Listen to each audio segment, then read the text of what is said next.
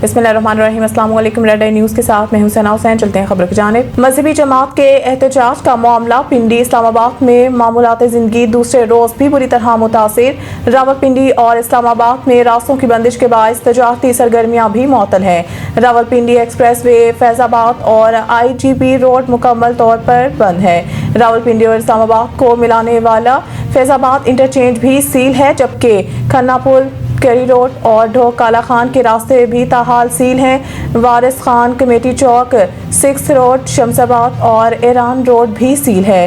Rawal road, Shaheen चौक, सदर और पुराने एयरपोर्ट से आने वाले रास्ते भी मुकम्मल बंद हैं। इस्लामाबाद आने वाले बेशतर रास्ते कंटेनर्स लगाकर बंद रखे गए हैं। रेड जोन को मुकम्मल तौर पर सील कर दिया गया है। सिर्फ मार्कला रोड खुला है। रावलपिंडी इंतजामिया ने शहर में हैवी ट्रैफिक के दाखिले पर मुकम्मल पाबंदी आयद कर रखी है, जबकि एयरपोर्ट जाने वाले रास्तों को भी कंटेनर लगाकर सील कर दिया गया है, जिसके बायस हब परवासों में ताखीर हो रही है। जुड़वा शहरों में इंटरनेट सर्विस दूसरे रोज भी मुअत्तल है, जबकि रास्तों की बंदिश के बायस तालीमी इदारे भी बंद हैं। मुमकिना एहतजाज के पेश नज़र जुड़वा शहरों में मेट्रो बस सर्विस दूसरे रोज भी मुअत्तल है और फैजाबाद के मुकाम पर पुलिस की भारतीय नफरी तैनात है। फैजाबाद में तमाम होटल्स को भी सील कर दिया गया है। खैबर पख्तूनख्वा में रियासत मुखालिफ की आदत नहीं लाई जा सकती। DGISPR पेशावर में मीडिया ब्रीफिंग के दौरान लेफ्टिनेंट जनरल अहमद शरीफ चौधरी से सवाल हुआ था कि एक बयानिया बनाया जा रहा है कि KP में एस्टेब्लिशमेंट मुखालिफ बयानिए के साथ नई क़यादत आने वाली है और इसका सबसे बड़ा टारगेट यही है फौज को यहाँ से वापस भेजना। सवाल के जवाब में DGISPR ने जवाब दिया कि एस्टेब्लिशमेंट रियासत का एक इदारा है। आप क्या कहना चाह रहे हैं कि क्या ऐसी क़यादत लाई जा रही है जो रियासत के खिलाफ है? ऐसा नहीं हो सकता। एक और सवाल के जवाब में DGISPR का कहना था कि आप खुद फैसला कर लें कि वो कौन है जो कह रहा है वो सूबाई हुकूमत बर्दाश्त नहीं जो ऑपरेशन के खिलाफ खड़ी ना हो। कौन ये कह रहा है कि दहशतगर्दों के खिलाफ ऑपरेशन नहीं करना चाहिए बल्कि बात करनी चाहिए। इनका कहना था कि लोगों को कंफ्यूज किया जा रहा है कि दहशतगर्दी के मसले का हल ऑपरेशन करने में नहीं है। ये कहते हैं कि बच्चों के सर काट कर फुटबॉल खेलने वालों से बातचीत करें। रियासत और अवाम को ऐसे शख्स के फैसले और ख्वाहिश पर नहीं छोड़ सकते जो KP में दहशतगर्दी वापस लाने का अकेला जिम्मेदार हो। खारजियों और इनके सहूलतकारों से आहनी हाथ से निपटा जाएगा।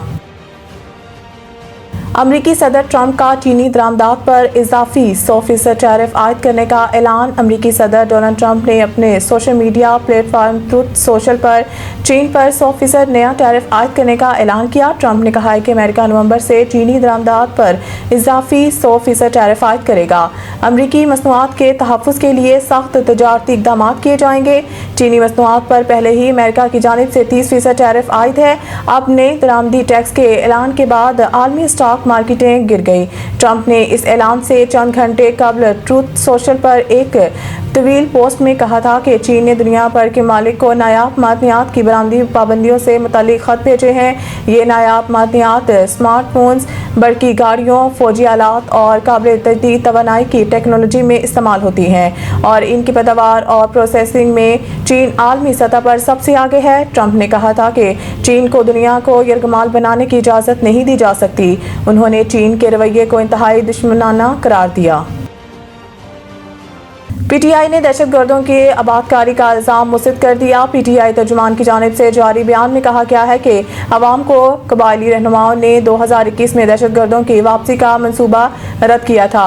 इस मंसूबे पर इमरान खान के दौरे हुकूमत में अमल नहीं हुआ। तर्जुमान PTI के मुताबिक दहशतगर्दी की जिम्मेदारी PTI पर डालना हक़ाइक़ के बरक्स है। याद रहे कि गुज़िश्ता रोज़ एक्स ट्विटर पर पैगाम जारी करते हुए ख्वाजा आसिफ ने कहा था कि हज़ारों तालिबान को इमरान खान ने पाकिस्तान ला के बसाया। आज भी PTI दहशतगर्दों से मुज़ाकरात की बात कर रही है। सालों से हमारी फौज और अवाम का खून बहाया जा रहा है। अफगान हुकूमत के 7 सालों पर मुहित मुज़ाकरात और वफूद के काबिल आने जाने के बावजूद पाकिस्तान में खून रेजी बंद नहीं हुई। इसके अलावा कौमी असम्बली में इजहार ख्याल करते हुए वज़ीर दिफा ख्वाजा आसिफ का कहना था कि दहशतगर्दों के लिए कोई नरम गोशा और रियायत काबिल बर्दाश्त नहीं। दहशतगर्दों को पनाह देने वालों को भी हिसाब देना होगा। IMF مذاکرات، زرعی انکم ٹیکس اور کرپشن رپورٹ پر مہلت کی درخواست۔ ذرائع وزارت خزانہ کے مطابق سیلاب کے باعث صوبوں نے زرعی آمدن پر انکم ٹیکس نافذ کرنے کے لیے مزید مہلت مانگ لی ہے۔ سیلاب سے زرعی معیشت متاثر ہونے کے سبب صوبے فوری طور پر ایگریکلچر انکم ٹیکس نافذ کرنے پر آمادہ نہیں ہیں۔ ذرائع کے مطابق IMF کو دسمبر تک گندم کی سرکاری خریداری پالیسی پروکیورمنٹ پالیسی MEFP میں شامل کی گئی ہے، جبکہ سرکاری افسران کے اثاثے ظاہر کرنے اور corruption and governance diagnostic assessment report کے نکات بھی مذاکرات کا حصہ ہیں۔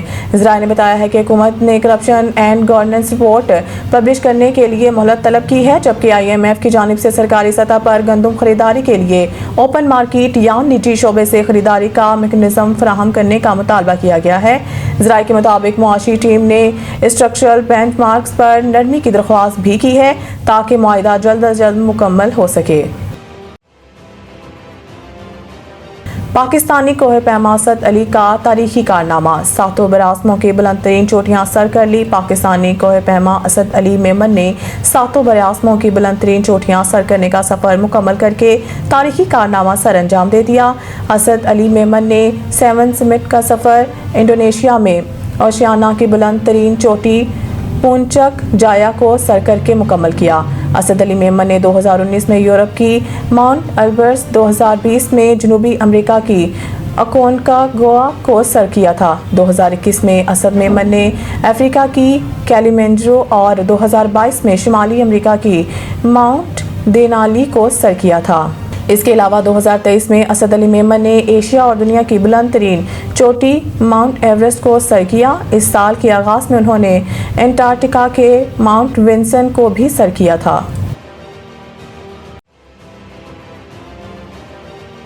مزید نیوز اپڈیٹ کے لیے دیکھتے رہیں ریڈ آئی نیوز۔